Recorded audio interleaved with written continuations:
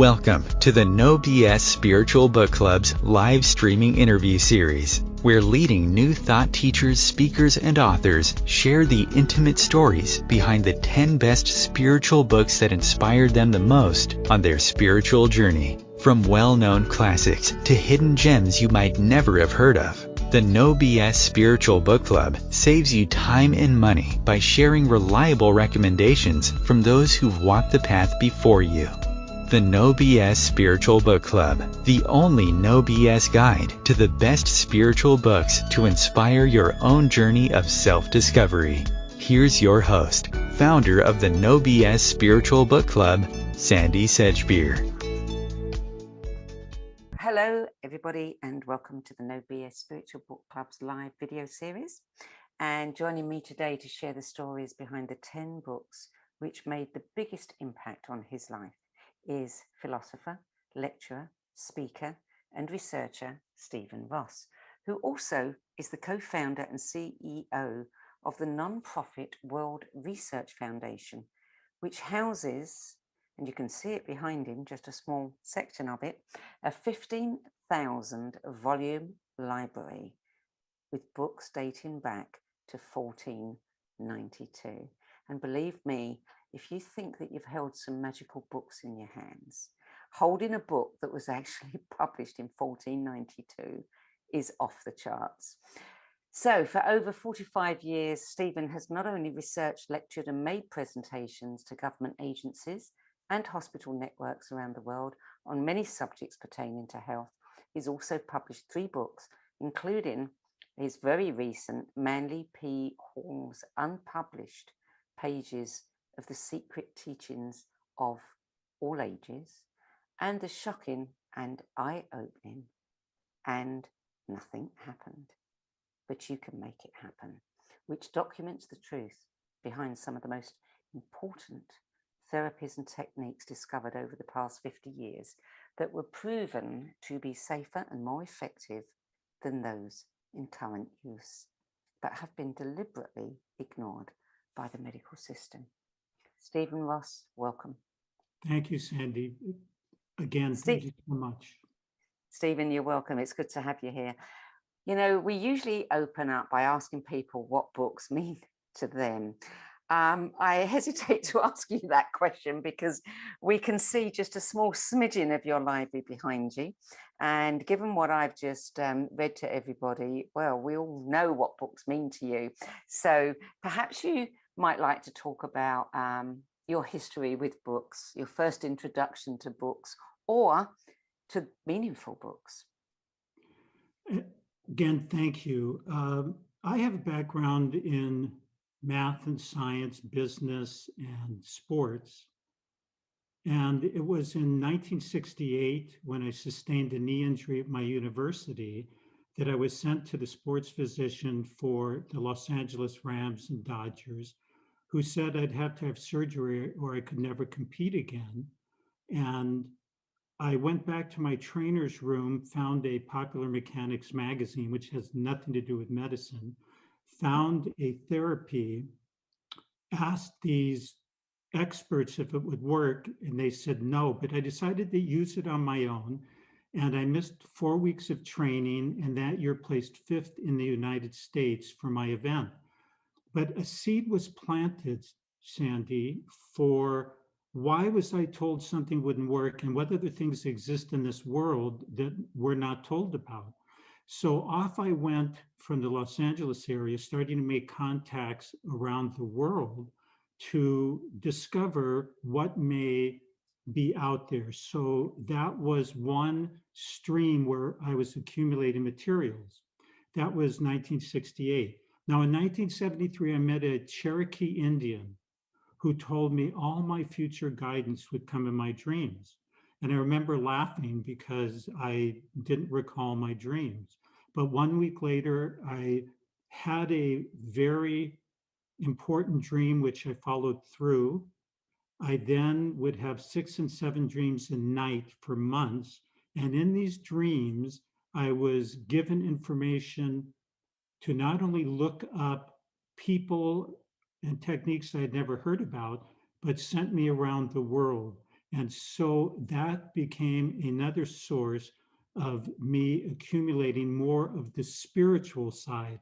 The injury was more of the physical, but it was this meeting with this Cherokee Indian and his guidance initially, where that started my pursuit of everything and anything in the esoteric spiritual field. You also say that your first introduction to the spiritual aspects of life came when you had a reading from a trans medium in 1975. Yes. And that individual, I was very surprised, actually recommended two books for me, which are actually the first two books on my list of the most influential materials that I have found throughout my travels. It's funny, I just must interject this. Before the advent of iPhone, when I used to fly internationally, having a big library like this, I could never decide which books to bring on the airplane for a 10.5 hour flight. I used to just be frozen. Do I want to read this? Do I want to read that?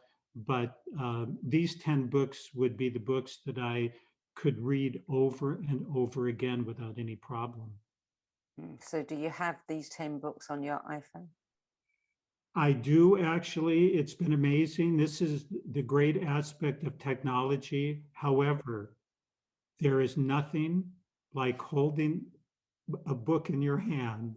And Sandie, as you brought the introduction in, holding these books with their vibrations, 1400s, 15, you will obviously never have that in a computer or in a cell phone. Yeah, yeah. Somebody tried to kill off books, but they didn't do a very good job, did they? They haven't. We're doing our best to preserve and protect these books. And again, these books behind me, spirituality, psychology, dreams, alchemy, alternative medicine. I would hope that these will continue on because in continuing on, knowledge is not lost. And we want to make sure when true seekers are looking, they'll be able to find what they need. Yeah. So tell us a little bit more, because you've got some interesting stuff to say about when you had that session with that trance medium. You know, Yes. spirit came through and gave you some incredible information about the body. Yes, in fact, at that time, this individual, his name was Edward A. Monroe. And interestingly enough, before the great psychic Edgar Cayce died, they asked him who would continue his work. Now, in early editions, he said E.A.M., born in the tri-state area.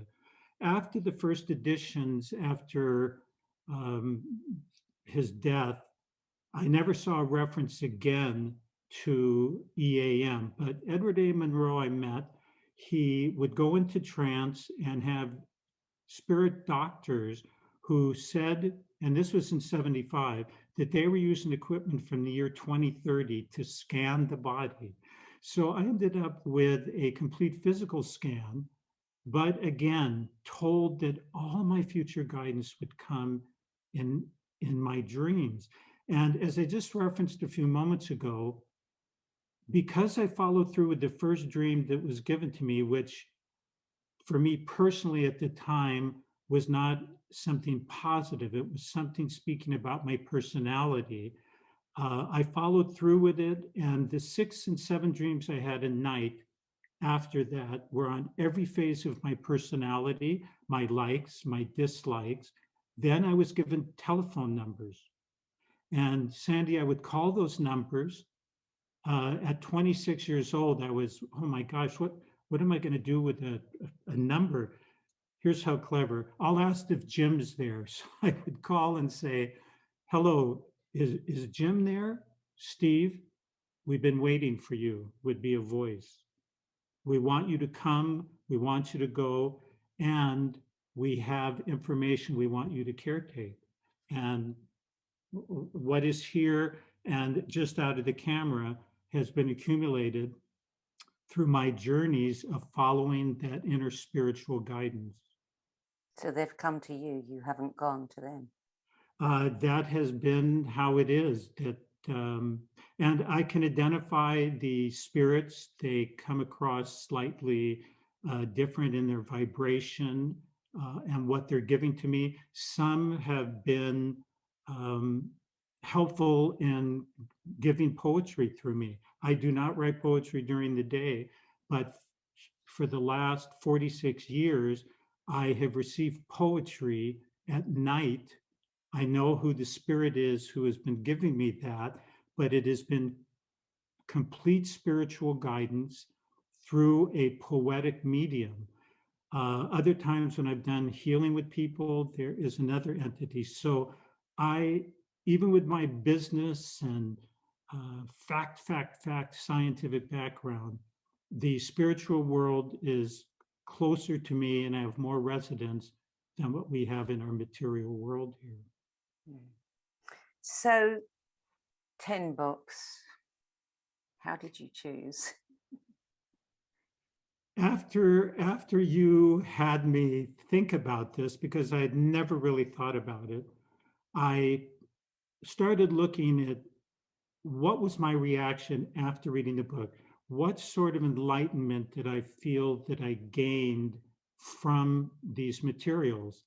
And this is why, as I look back and chose these, I could actually say, wow, as a result of reading that, I opened up an entire either area of research that I had never thought about, or something changed, something actually changed within myself that was tangible, and I knew something was different.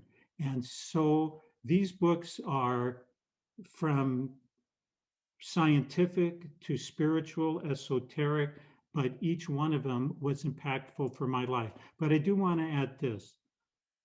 This was my journey, so I am not saying that these 10 books are the gospel for anybody else, but they are a jumping off point, as good books should be. We should always be able to go beyond the book that we read, because again, I don't know of any book that someone can say works for 100% of the people and is absolutely accurate.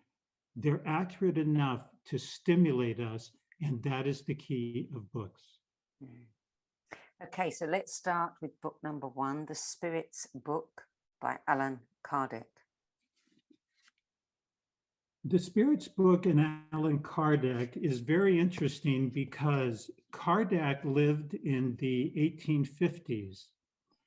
And the Spirit's Book is an accumulation of 1,000 questions and answers put forth to a collection of spirits in the 1850s. And I have to say that when you go through these questions, and they were asked through mediums at the time, Allan Kardec himself was not a medium, but he formulated 1,000 questions asked of the spiritual world and what their response was. And here's why I like it. Some of the modern mediums channel through information from spirit how to get the better job, how to win the woman, how to get a wonderful car. But in the 1850s, this was pure spiritual information about the spiritual world, how spirits view what takes place on the earth plane. And it was thrilling for me because just going from the question to the question, again, all the things that I would have thought in my mind important, Kardec answered. The Kardecian philosophy was very strong in Brazil, and to this day, on Allan Kardec's grave in France, actually, fresh flowers have appeared every single day since his death in the 1860s. So that book was a great jumping off point for me to really get the cerebral aspect working. Do you recall an answer to a question that really blew your socks off? That was quite a long time ago. Sometimes it's hard to remember what I did 2 weeks ago, but we'll go back 46 years. Um, what blew my socks off was the whole aspect of the spiritual world that I just had not given that much thought to. The love. It's the love coming through the answers to the questions, that it wasn't coming from ego. It wasn't coming to put the questioner down. I could feel the love coming through that book.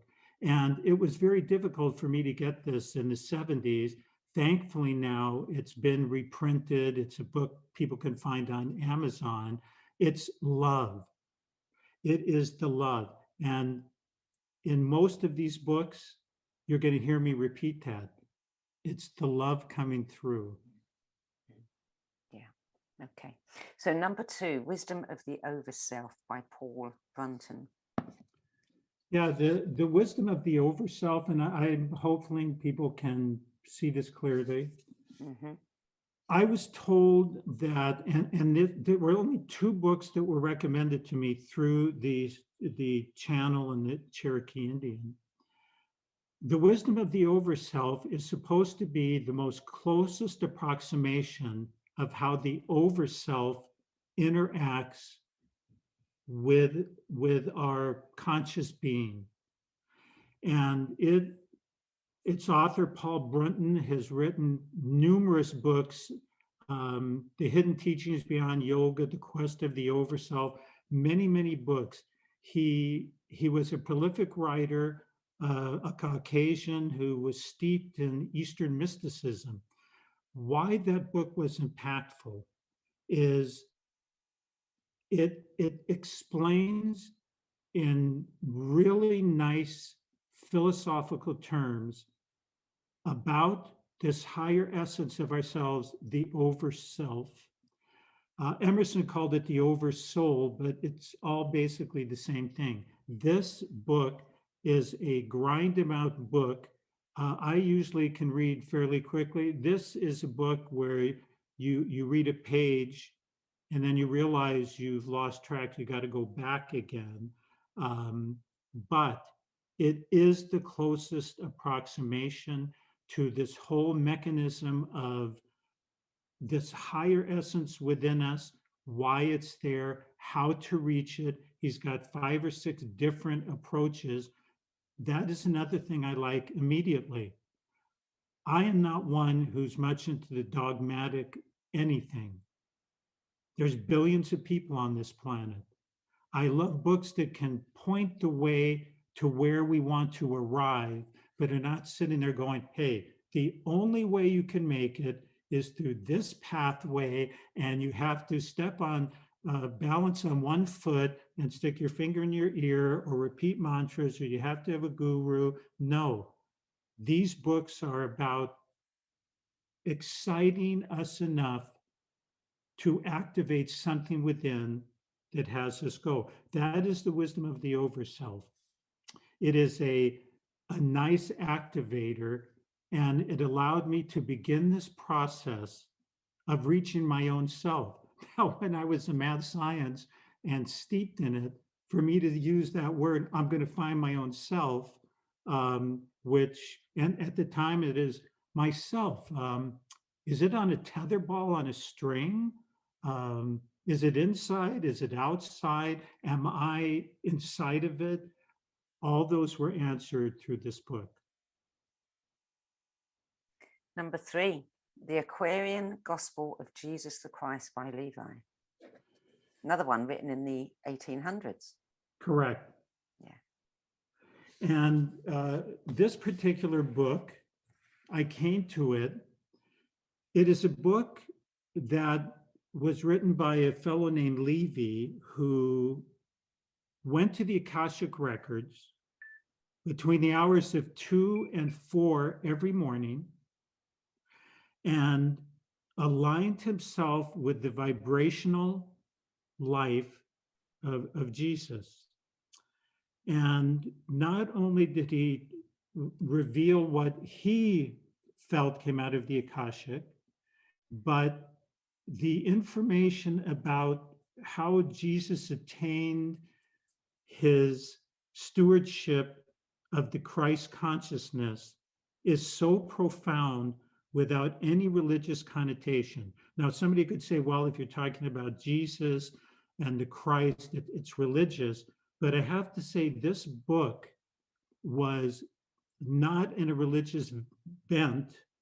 It explained how Jesus was educated, how he went through various trials. It follows a little bit like the Bible, but it's got a lot more meaning of who this individual was before he became who he became. And when I read about the trials that he went through, it made so much sense to me. It was so profound.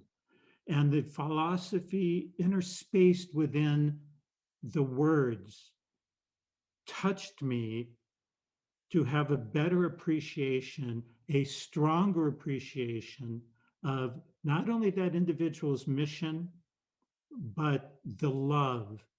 And I'm going to share that we have a tendency in our Western world to put everybody and anybody on a pedestal that seems a little bit better than us. Whether it is a movie star, whether it is a politician, whether it is a religious figure, or whether it is somebody who has a stack of degrees at a university, we tend to think that they're all knowing. We tend to believe that they have it and we don't.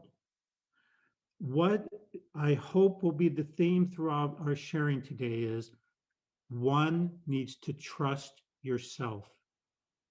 And these books, and especially the Aquarian, goes beyond just saying, this was Jesus, you can never be like him. No, this book is saying, this is how an individual attained a greater consciousness. Here I was in my sports and business days thinking, I'm conscious, I know what's cooking.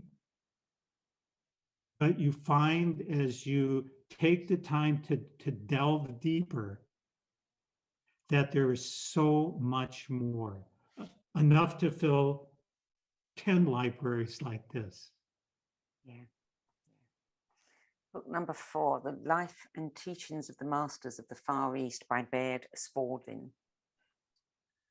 Now, this Life and Teachings is a 6-volume set. When I acquired it, it was only 5 volumes back in the late 70s. But another volume was added as a little bit more information was gathered. Supposedly, purportedly, Baird Spalding went with a group of individuals into Tibet and met this incredible group of spiritual entities who were living hundreds of years and could do all of the things purportedly done by Jesus and other mystics during their living. Now, in this book, it starts with Baird Spalding and a group of people who had no consciousness of this, really the spiritual aspects of life, the phenomena part. But there they went. They went through all kinds of adventures for several months. They watched individuals levitate, bilocate, do instant healings, all these phenomenal aspects. Now, the reason I say it was purported, there's been a lot of controversy by doubters who go, wait a minute, we cannot find these people anywhere in the China, Tibet area. There's really no record of this group, but they're missing something very, very, very, very important. Perhaps they were there on the physical, but they were definitely there on the inner planes. And this series of books explains exactly how these people attained the abilities that they had for spiritual, physical, instant manifestations. It explains it beautifully and perfectly. It's not leaving anything out. It is a series of books that is exciting as you follow this group of Caucasians experiencing profound experiences. And I knew instantly that not only was this real, it didn't matter to me, it's the teachings, it is the information. Perhaps they were there, perhaps not, but it doesn't lessen one iota for me the gems of wisdom. And I would say more than likely people on this video right now have heard of Barrett Spalding and the life and teachings of the Masters of the Far East. That's what it is. It's teachings. And so that series and a book I'm going to talk about later called The Kabbalion were very, very important for me in my actual understanding of how we can interrelate and affect physical matter without me having to buy courses and take long-winded classes. Okay, so the next book by a man who had an incredible influence on your life, The Secret Teachings of All Ages and Times, Manly P. Hall. Tell the little story about how you met and what happened after that. Okay, and I've held up the other books. This is just a little hardcover, but it was 1978, and somebody said to me, have you read and studied Manly Hall? My answer was, I do not know who he is. This individual told me where he was located. It was very close to my home, actually 10 minutes away or 10 miles. And Manly Hall apparently lectured every Sunday, gave 3-hour lectures, never used notes for $1. And Sunday was the lecture, and the next Friday was a lyceum or a group meeting where there's a blackboard, and there were 8 key points written on the blackboard from his previous Sunday lecture. And 100 people gathered on Friday and would talk about the possible meaning. Now, in the front were 3 individuals the day I was there. Pearl Thomas was the head librarian of the Philosophical Research Society, which, by the way, has 60,000 volumes behind glass. She'd been with Mr. Hall for over 50 years. 2 other men had flown in from Missouri, and they had followed Mr. Hall for 30 years. So I go to this location, and as a beginner, I sat so far in the back because I didn't know anything, any of the people. I was way in the back. A woman in the audience says to the moderators, what does point number 6 mean? Now, Pearl Thomas was at the front of the room, and she put her finger out into the audience. People were moving their heads left and right, and she's pointing right to me. Apparently, I spoke, I shared things. I don't remember what I said, but when I came to my senses, everybody was looking at me. The group broke up, and Pearl Thomas came up to me and she said, how many books of Manly Halls have you read? I said, none. Well, how many lectures have you attended? I said, I've never heard him speak. So she says, well, how could you explain that point and dovetail his philosophy? Young man, and I was young then, please come and see me. So the next day I was in this library, head librarian Pearl Thomas. The books are all behind glass, so the librarian has to unlock cases. But after an hour, she said, here's the key, go wherever you like. That night I had a dream. I wrote down the dream. Monday, I went back to the library. I gave it to Pearl Thomas. She goes, oh my gosh, Mr. Hall has to see this. 3 days later, I got a call from Manly Hall. And by the way, it was virtually impossible to meet him personally. The reason was people were calling, hey, this is Plato. I've reincarnated. I want to meet with Mr. Hall. Hi, this is Jesus. Hi, this is Plato. So he was so well screened, nobody could meet him. He calls me, to his office. We met. He looked me straight and he goes, who are you? I said, I'm a student. What do you want from me? My spirit said, I want to go into your personal vault and copy materials. And so, to my knowledge, I was the only one before and the only one after that went into his vault and Xeroxed books, alchemical books from the 15, 16, and 1700s. I did it for 6 months. I'm pointing on the screen because there's a bookcase back there that contains these books. At the time, they were extremely rare because they didn't have the reprints like they do today. In that vault, I found the little notebook. Last second material arrived at the printer too late to be included in his magnus opus. The Secret Teachings is one of the greatest books, and yet this notebook was saying there were 10 chapters that arrived too late. I Xeroxed that and have held it for 40 years. And finally, his organization never reprinted it. I never saw them. And I finally printed it in January of this year. It is very, very profound. Now, you asked me to lead in how I came upon Manly Hall. I will say this.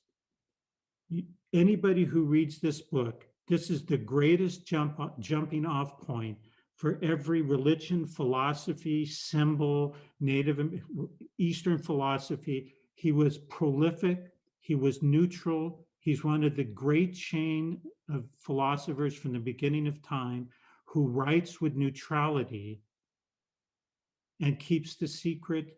And they're not secret. They are teachings that have been with us forever. But that would be the story of Manly Hall. Well, there's another bit to that story, isn't there? Because sometime after he died, you got a phone call. I'm hesitating to go too far into these things with Mr. Hall and the Secret Teachings. Let's just say that I receive a lot of input from spirit and people on the physical plane who are nudged by their own spirits to contact me. So I'm not sure how much more depth you would like me to go in.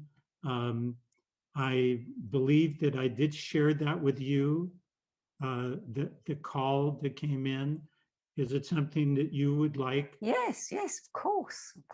We want to know. Yeah, you got to finish off the story properly. So you must remind me or give me a hint. So you got a call from an attorney asking your name and asking you to prove who you were. Yes, and this was not so much with this book. This has to do with a book called The Nemoscope, which is a super microscope from the 50s. Now, I can go into that, but it's not apropos to Manly Hall, but it's a heck of a story. So I thought that you were gifted. Somebody passed on and they gifted to you a collection of Manly Hall's books. No. Okay, I misunderstood that story then. Yes, but it is an incredible story that perhaps either at the very end or later. Let's talk about that later then, because. But I will say that I've had several visitations from Manly Hall, and people always debate, oh, when we have dreams, is it real? Everything is real. If it goes through our mentals, there's a reality to it. And he has come to me several times, and I treasure those moments. Okay, well, let's move on to number 6, The Modern Bethesda by J.R. Newton.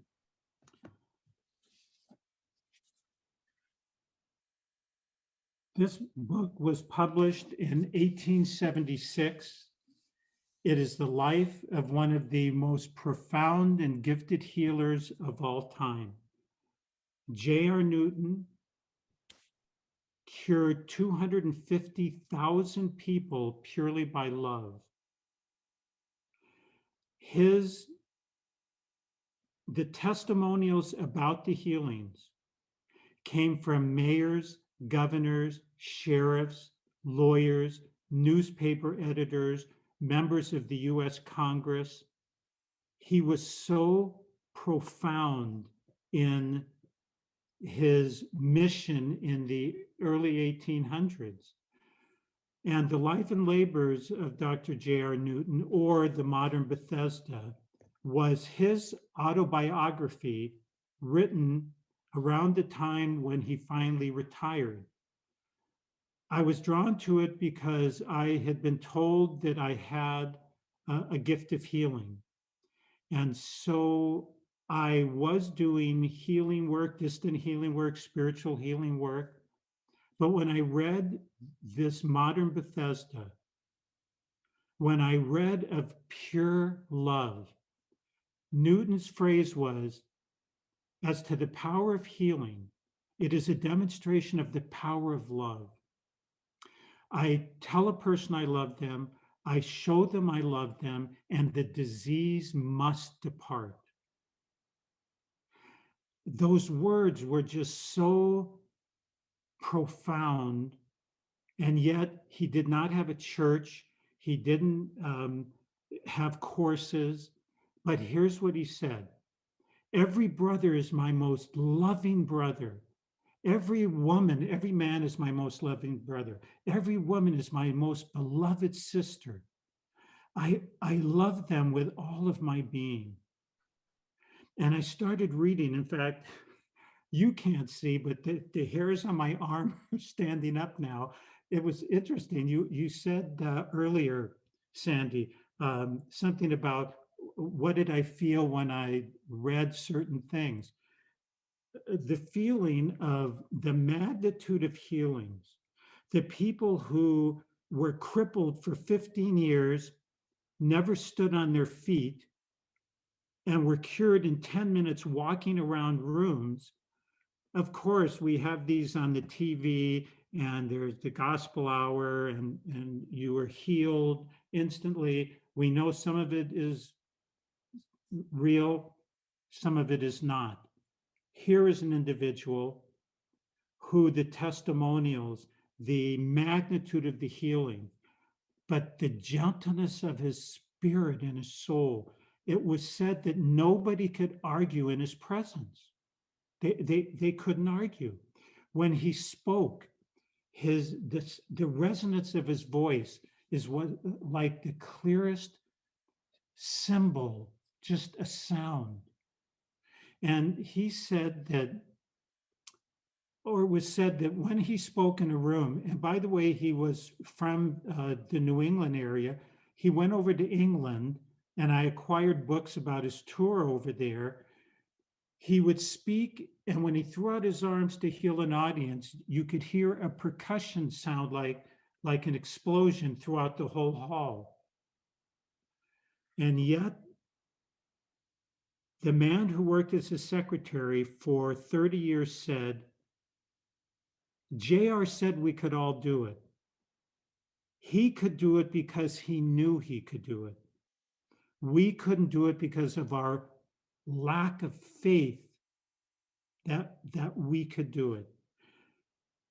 Newton constantly says what he did, all people can do. He was on a ship going from Panama to San Francisco. Yellow fever broke out. There were 2 doctors on board. Every person that the doctors worked with died, including the 2 doctors. Everybody that J.R. Newton worked with, all of them survived. And when you read the testimonials, when you read about Margaret Fuller, and this was in the Ohio newspaper, Margaret Fuller fell off a horse at 12, was totally paralyzed from a waist down.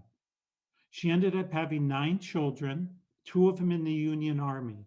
None of her children had ever seen her stand or walk a day in her life. 2 men held up their arms, carried her into the room. 10 minutes later, she walked out of the room. The testimonials coming from the newspaper editors, lawyers. And she said, "Oh my gosh, this is funny to be upright and see the world like this. Newton told me to be hardy, go and eat a steak, and have no fear." He did 250,000. There must be maybe 1,000 in this book with their street address. I've never seen that before. So you can see how passionate I am. But that enlivened my feeling of the possibilities that we all have. That is the modern Bethesda. And by the way, now that has also been reprinted.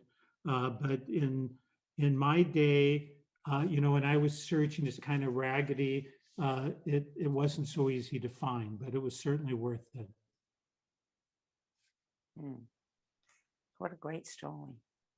So number 7, a phrase we often hear, "Let there be light," by Darius Dinshaw. Yes. I don't know. I hope these are kind of coming through. Yes, I hate to be a constant talking head here. I had a dream in 1978 that people could cure themselves and others using color. Now, I'm sure there's some people who think, well, of course that's known, but it came as a complete surprise to me with my math science background. You could heal by color. And so I ended up finding an individual named Dinshaw Gadiali, who had a system called the spectrochrome system, a perfect 12 color system. Dinshaw was a yogi from India, came to the United States in the early 1900s using color, the visible light spectrum. And he started giving exhibitions in the city of New York. Eventually, 500 US medical doctors were using spectrochrome throughout the United States. Now, Dinshaw would do this for his classes of doctors, 2 things. One, he would have them cover his eyes and then put any book of their choice behind one of his knees, either his left knee or his right knee, and he would read the book they brought with his knee. Or he would put pads on his eyes, bandage, take a bicycle, and ride through busy streets, completely covered up. Once he got the audience's attention, then he taught his classes on how to use color. And this Let There Be Light system, when I came upon it, seemed so easy to use. And since that time, I've worked with more than 300 people, animals, plants, utilizing this inexpensive color system that you plug the light source into the wall. You have very specific gelatin filters that the light passes through. You are told in this Let There Be Light book the exact color you're using, why you're using the color, what part of the body. And I have had great success, including in 1984, my father was suffering back spasms. He checked into Kaiser Permanente Hospital in Hollywood, California. During the test, they used a needle that was not clean, And he ended up with an infection that ran from C3 to C7 and left my dad a complete quadriplegic. My mom called me. I came.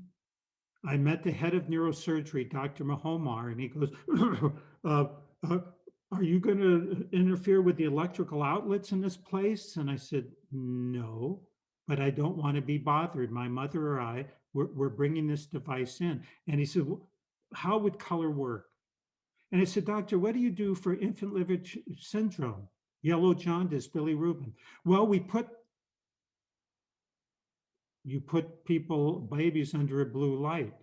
And if you don't, it's 100% fatality. Doctor, that's color therapy. We went into the hospital, used it twice a day. After the first week, Mahomar was doing his rounds with 5 other doctors. Comes to my dad, the quote quadriplegic. Mr. Ross, try to wiggle your toes. My dad says, you better step back or I'm going to kick you in the face. The doctors laughed. Oh, at least he's got a good sense of humor. Step back. So they did. And my dad proceeded to raise his legs into the air. 6 weeks later, he was checking out of Kaiser Permanente. This was 1984. Now, the doctors, the nurses thought my dad, it was not only a miracle. Nobody comes from quadriplegia. They wanted to start quadriplegic training. My mom says to the nurses, oh my gosh, we're so excited. Could we just look at my husband's hospital records? Now, I'm sure I've built up some karma, but guess what? I accidentally walked home with those records. So we have the records. Complete quadriplegia, a neurogenic bladder. He'll never urinate again on his own. Well, we got my dad home, and 3 weeks later, he was driving a stick shift car. We used another device, stimulated his bladder, and he urinated for the next 15 years of his life. Why do I like Let There Be Light? Why do I like the spectrochrome system? It's all upside with no downside. Color started with Pythagoras in 520 BC. It has been used all over the world. But here's one thing you haven't heard. Mary Jane Smith was found OD'd in front of her color projector, which was blazing away. Just the upside is fantastic with literally no downside. Let there be light. I'm sure there's a lot more to it. And my experience has shown me for some of the most deleterious problems you can imagine, it's very, very successful. Can you tell why I like that book? It's frequency, isn't it? 100%. And 100%. Sandie, thank you. It is frequency. Everything is frequency. Yeah. Love, the supreme, ultimate frequency. Yeah. But yes, it is frequency. And by the way, in the Let There Be Light book is the musical note equivalent of the colors. In this book is the various elements and their color signatures. So if somebody needed to have injected a certain mineral or whatever, you can do it through color. It really is phenomenal. Yeah. I've heard of people using color and essential oils, also frequency, on reflexology points on the body. Yes, on of the course. feet, yeah. And together, she has phenomenal success. Yeah. And again, I like techniques and approaches where you're not putting yourself in worse harm. The TV commercials are ludicrous. There's times to use standard techniques, but when I hear if you take cholesterol, side effects, a rare but fatal brain disease, I mean, it really has gotten ludicrous, all of us going away from not only trusting our own selves and what we can do, but we're gambling. You might as well go to Las Vegas. You're gambling. Yeah. Okay, number 8, the journals and miscellaneous notes of Ralph Waldo Emerson. Wow, what do I say about Ralph Waldo Emerson? I believe he has more quotes in print than anybody who has ever lived. He was called the New England Brahmin. He could write on Eastern philosophy as well as Western philosophy.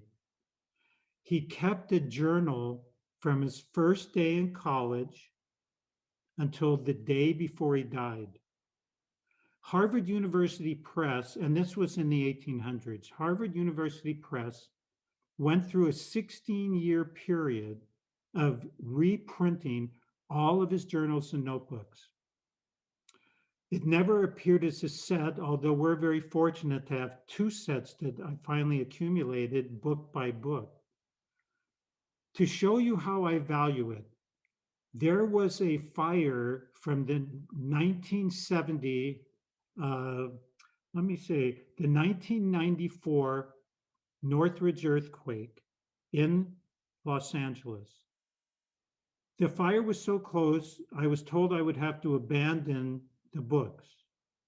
Out of all these books, the only thing I took was a set of Emerson's journals, not the alchemy, not the old books.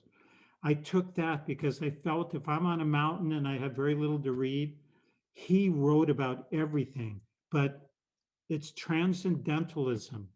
It's that transcendental philosophy of hugging trees, of loving nature, of becoming one with everything that is, that was stimulating. And as you read his journals, he commented on books at the time, individuals at the time, ancient philosophy. Again, I have notebooks of my notes through his notebooks, and I have 3 notebooks just of quotes. You know, sometimes you start and you go, oh, some people highlight. I don't do that with books, but you start writing, oh, this is great. You know you've reached something when the book you have, you go 1 paragraph and you're highlighting again. And you go until you realize, geez, that's why I have the whole book, because everything is a gem in here.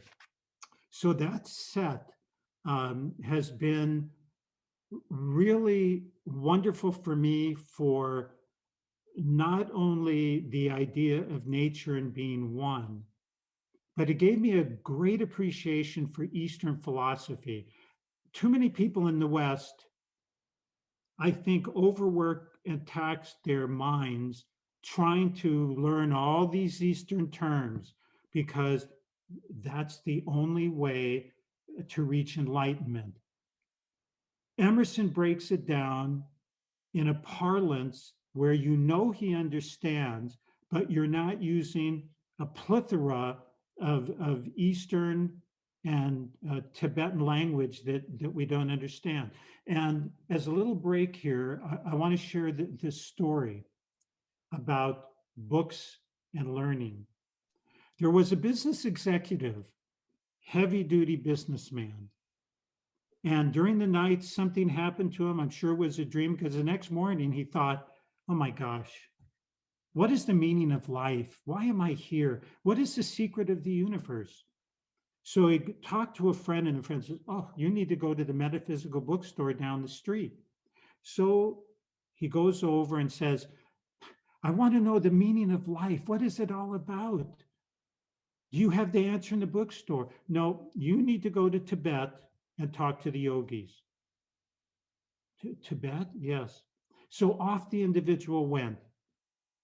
He starts climbing the mountains. It was the wrong time of year. He wasn't dressed properly. He passes out. Next thing he knows, the yogis are sitting, warming him up. And they said, what are you doing here? And he said, I've come to learn the secret of the universe, my purpose in life. Why am I here? Can you tell me? And they look at him and they go, no, we don't have the answer. He goes, where can I find the answer to life? And they said, where are you from? And he said, I'm from New York. And they said, that's where the answer is. And if you were from San Francisco, it would be in San Francisco. And if you were in Boston, it would be there, because the answer is always within us. These books, all books, even people we meet, should be people who point the way, but they're sharing their way. Our way is going to be unique and beautiful. And every one of these books is not harping on anything. They are enlivening us to more of our true potential. What are we capable of? What can we achieve? And so that system, while it is not bringing somebody, I would say there is some references to love. Here's what I would say. Emerson said, when I find narrow viewpoints, I find narrow reading. Imagine one's whole life. Here's an encyclopedia, but your whole life is P. So you're like this, P. That's all you know. And someone says yoga. Yoga, that's a Y. Oh my God, QRSTY. We are very, very limited in our perspective. But when you read something like this set, it broadens your horizons. Yeah. Yeah. Well, that's what books do. It opens all the doors. Right. Yeah. Yeah. Okay. So let's move on to number 9. And we'll move a bit more quickly because I really do want to have time to talk about and nothing happened. Number 9, you call it Kybalion. I call it Kybalion. I like your way too. By the 3 initiates. Correct. So what was it about this book that impacted? Well, this book, it's funny because most people do not know. It just says the 3 initiates, but it was written by a man named Atkinson or Yogi Ramshakara in the early 1900s. It is about the 7 great Hermetic laws that underpin all existence. Things like the all is in all, the mental universe, vibration, polarity, rhythm, gender. While those are just terms, they underpin everything existing in the world so that we understand. Hot and cold are actually the same, only different in degrees. They are the same substance. So the Kybalion was so enlightening in its few pages, bringing Egyptian and Hermetic philosophy, that it opened up such vistas for me. It was key in helping me understand the phenomenal aspects of life, or from an esoteric standpoint, physical phenomena. Because once reading that and understanding that all religions and philosophies are basically the same, the world of nature, the spiritual world, the solar system and the planets revolving are the same as what we have in our body. It all came together that the all is in all and all is in the all. Very, very, very simple. But from this began my journey with what more is possible, and we are limited only by our belief and our thoughts. Unfortunately, those beliefs or thoughts generally come from other people. Yeah. And so whether it is our upbringing, our school, somebody we admire, we are going to find that it is our belief systems that hold us back. Most people would say, well, you have to believe for something to happen. Well, that is true, but the opposite is always true. I acquired a book, which is not on my list, by Charles Kellogg, the great naturalist of the Kellogg family in the 20s. He could imitate any bird call. He was called the bird singer. He could duplicate any bird in nature. But one other thing he could do, through his voice, he could affect a flame or fire. So they did an experiment in San Francisco in the 1920s. They had something called a sensitive flame, which is a flame in a tube. And at exactly 9 p.m. one evening, this was at a fire station. Kellogg went to KGO radio in San Francisco and was told at certain minutes to make the flame go down, up, and go out just from his voice, which he did perfectly. AP, UPI all reported it. I'm reading this and I'm thinking, that is phenomenal. He affected fire. Well, I'm reading a book on Sufism, and I read that the Sufis could do demonstrations standing in fire, manipulating fire, and I ended up meeting a Sufi who could generate that note. And then I met a Laplander from Finland. Laplanders sing notes and can affect physical elements. And this woman from Finland showed me how she could affect fire. Why am I sharing this story? None of those notes were the same. They weren't even harmonics. I mean, they weren't. What did it tell me? Is it the notes, or is it our faith? Is it our belief? Is it the knowledge that we can do that? And so if they're in their culture, that's what they believed. And so the belief is good on one aspect, but never let it hamper, because we go, oh, this is not possible. Everything is possible. Yeah, we've only got to have one person do it, and then everyone can do it. Everybody can do it. But here's the big thing. You have to, not you, excuse me, one must have trust. Why don't we trust ourselves? Who's ever on this picture right now, ask yourself, why do we not trust that we can do these things, that we have access to all wisdom in the universe?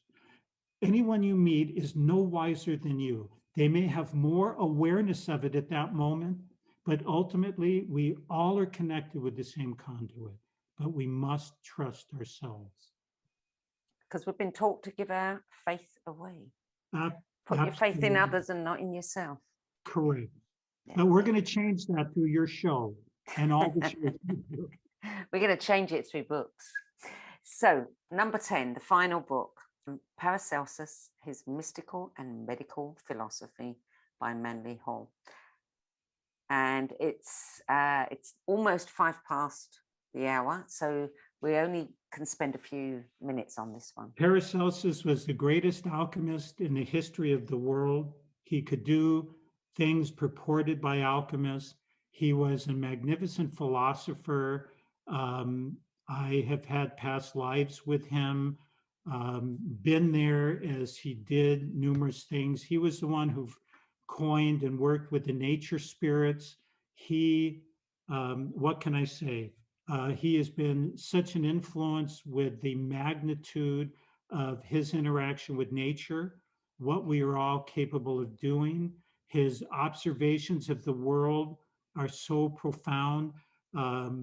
Just with short time, I could never do him justice, but I would tell people that this Paracelsus book, Paracelsus in his life, also extremely profound.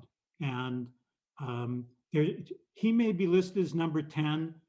None of these books fit in that order, because anytime something's up, they go to number 1. Yeah, and probably even if we had another hour, you couldn't do him justice, because how can you? How can you? So let's talk about And Nothing Happened, but You Can Make It Happen, which is your book, and it is available on digital and in paperback. Now, some of the things in that book You know, I've read the book. I've read it more than once. You know, I'll just quote a few things. An African herb that has been shown in multiple studies to eliminate the need for a heart bypass in 90% of scheduled surgeries. Colour, we've talked about. Dr. Harold Burr, Yale University, documented invisible energy fields surrounding all living organisms that keep matter in shape. And he could predict where and when a cancer tumour would develop before it was ever seen or registered on any medical test equipment. That was in the 1930s. The Dyer pulse machine, confirmed by more than 20 universities and research centres to accelerate healing at more than twice the normal speed. Used in the Olympics, the FDA banned it for 15 years because they claimed it couldn't possibly work, despite hundreds of double-blind trials studies around the world that prove it does, and so many more stories like that. I mean, your book is full of them. But you know, here's the funny part of this, because I am not a marketer. Here I show you all those books. I do not have my own book. TV show. You don't have it with you. I don't have it with me. My intent isn't, you know, always certainly on this show was not to sell anything, but that's why I'm kind of chuckling here. This is a book that needs to be discussed. It needs to be spoken about, and it needs to be read by anyone who believes they can't. Yes, and you mentioned earlier vibrational medicine. These are all vibrational aspects, but see, the whole book, none of them are pharmaceutical. And therefore, when we say, and nothing happened, they didn't make it into mainstream medicine because physics, thought are a little bit of a threat to things that are going on. I don't go into that much. I don't want to, other than to say, when we say and nothing happened, does not diminish the magnitude of these big scientists and medical doctors. Bjorn Nordstrom shrinking cancer tumors with electricity. He was the past chairman of the Nobel Assembly, and yet when he talks about electricity, they wouldn't give him the time of day, and he had to bring his technique to China. So my book is virtually all physical and science and vibration. My other book I have is on dreams in Manly Hall, and I just began writing. My fourth book will be the guidance, my poetry that has guided me throughout my life, the poetry that came from spirit with spiritual gems. So I'm just comparing those books with this hard line. Here's another one. Two French doctors made visible the entire acupuncture meridian system using a radioactive isotope technetium-99 and CAT scan cameras. I have met hundreds, if not 1,000 acupuncture people that didn't even know that they did that. Their work was accepted in the French Academy of Science. It validates acupuncture and the meridians and the energy. Yeah. So, yes. Yeah. And here's one for the ladies. A presentation made in 1954 that measured the voltage of one cell cast off in the vaginal tract that could determine whether a woman had uterine, cervical, or no cancer. There was never a false negative, and the positive was 94% accurate, completely non-invasive. What the hell happened to it? And that's it. And I'm going to tell you, the researcher who came up with that has 15 pages of biography. He has numerous, papers. But again, that gets us in the area of vibration and physics.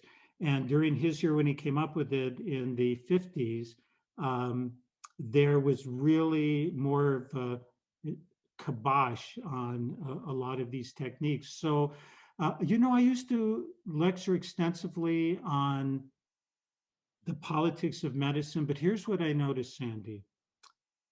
I would have people so upset because they go, "What?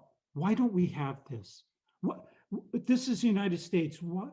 And then I said, "What am I actually doing here?" I like to leave people happy and in a good mood. You still want people informed, but it's the ultimate frustration that these things could be so successful, even by the most prestigious. If you're the chairman of the Nobel Assembly and you can't get your therapy, what hope does anybody Well, else have? but the real thing is, Stephen, that, you know, yes, people may get upset because they're not available to them now, but people need to be upset in order to understand that what they have been conditioned to believe isn't the truth. You know, and you can only do that by showing them the evidence. I mean, I've been using Rife machines for about 15 years. I know, you know, how effective they are. I've Yes. never had a problem with them. You've got in your book and in your library, you've got evidence. Royal Rife, who demonstrated with a number of fellow doctors, his peers, who all were very excited, who all went to dinner. You've got a photograph of them sitting at dinner. And then Yeah. later on, every single one of them denied everything, even though one had written a letter, which you also have in your book, saying, you know, how wonderful it was. And Yeah, they all denied it. He was still dreaming about the effects. Yes, that was a dinner party in 1931 celebrating the end of disease and illness. Yeah. And again, we've been very fortunate. The another discussion is the universal Rife microscope, which was 10 times more powerful than any other devices. I was very fortunate to have it in my physical possession for 2 years. It was built in 1933. So we're aware of how profound it was, how scientific. By the way, the people working, because they found the frequency, the life frequency of 60 viruses, microbes that led to various diseases and illnesses. Um, it was profound research, and the doctors involved were E.C. Rosenau of the Mayo Clinic, Northwestern University, Johns Hopkins, USC School of Medicine. These were the researchers. We have 500 personal letters of them back and forth, but you're very right. What some of the letters show when you read them from the 30s is they were feeling pressure. They actually were getting pressure from a source you wouldn't believe, the AMA even, because the AMA began taking advertisements for pharmaceuticals in the AMA journal. And the other thing that hurt Rife was the electron microscope came out, RCA, tons of money. But here's the difference. And I have pictures that demonstrate. The electron microscope, you see shadows. So having 2 million magnification doesn't help. But the Rife microscope at 60,000 diameters, you could watch specimens live. You could watch what was happening. That would probably be a whole show in itself, is just the magnitude. But here's something for today's show. Rife refused to accept the theoretical limitation of a light being. And because of that, where microscopes now are 1,800 magnification, we had them at school in research, this thing did 60,000 magnification. And it's a tease. The story you asked me about the phone call, and I mentioned the word nemoscope. Another microscope, the nemoscope, existed, which is 20 times more powerful than what Rife had. And you could see down to atoms in 1953, which everybody says is impossible. Scientists say it can't be done. It must have been photoshopped. But the materials I have were before computers. So it wasn't photoshopped. It is vibrational pictures. Yeah. Yeah. I think, you know, the thing to take away from all this, I mean, I want to ask you before I say what I was going to say, is anybody, to your knowledge, Has anybody today picked up some of those technologies and using them? With the microscope, no. Any of them? Any of the ones that we've talked about? Any of the ones in your book? No. Not I to would your say knowledge. that they're not To a your knowledge. mainstream medicine, even though they should be. In order for somebody to use Nordenstrom's shrinking of cancer tumors with electricity, which was written up in Discover magazine, I flew Nordenstrom out to speak at our conference. You cannot use that until you have exhausted everything else in Western medicine, which means chemotherapy, radiation, surgery. Well, I would say, well, what's left? What Well, is nothing left of you after There's that lot. nothing left of you. Your immune system, your Yeah. everything's going, and then maybe they'll let you do it. Now, when Nordenstrom gave his patent to China, 5,000 Chinese medical doctors had a 94% cure rate with no adverse effects. Nordenstrom has no adverse effects. And here's the real kicker on this. Nordenstrom is credited with the discovery of needle biopsy. So, Sandie, needle biopsy, chairman of the Nobel Assembly, and nothing happened. By the way, somebody wrote, that is the title of my book, and nothing happened, but you can make it happen. Yeah. Are the Chinese doctors still using that? Oh, yes, absolutely. So if anybody really wanted it, they could find out who's using it and they could go to China. I don't think we'd want to go right now. No, not right now. But Maybe you know, not. the sad part is why we have to travel so far and out of the country with different time zones and food. Well, But the thing to take from everything you've said tonight is ultimately, we don't need these technologies. Ultimately, if we have the belief, we can heal ourselves. Sandie, I love you for summing up our entire show. Yes, anything that's generated by these machines, my feeling after 46 years is we are capable of doing the same thing, whether it is color, sound, these electromagnetic machines. It all resides within us. How do we reach it? Trust yourself. And I want to interject this dream and something I've shared many times with people. Right before a lecture, quite a few years ago, my dream was I was walking along the ocean. Behind me were all of the seekers in the world. And in front of me, I noticed a woman dressed in blue with a microphone, but there was fog and smoke around her. And as I got closer, I noticed it was Sophia, the goddess of wisdom.